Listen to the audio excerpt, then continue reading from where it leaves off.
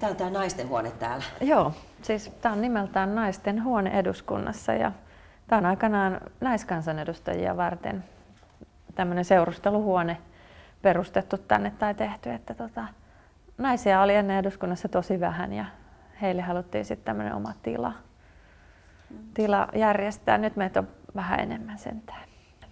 Mä oon nähnyt sulla sellaisen napin, missä sanotaan jotain feminismistä. Oot sä feministi? Totta kai. Mitä se sulle tarkoittaa? Tarkoittaako se nyt sulle sitä, että sä haluat kaikki miehet vaan alistaa? Miehet kyykkyyn. Ei. Eihän tasa-arvo etene ilman naisia ja miehiä. Se on kaikkia koskeva aate.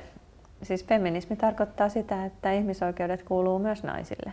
Kaikille ihmisille, mutta myös naisille. Täydet ihmisoikeudet. Ja oikeudet toteuttaa itseään kykyjensä mukaan. Susanna Rahkonen, kenen kannattaa nyt äänestää sua näissä maallisvaaleissa?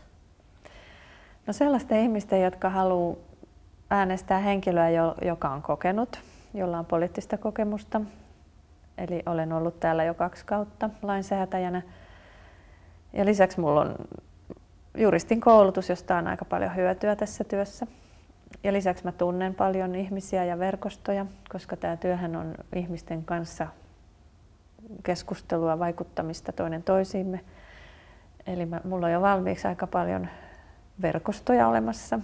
Eli mulla ei mene ainakaan siihen opetteluun se aika. Minkä takia tämän kirjan nimi on Valta istuu sohvalla? Niin, mä puhun tässä myös demokratiasta ja se viittaa meihin kaikkiin ihmisiin, meihin kansalaisiin.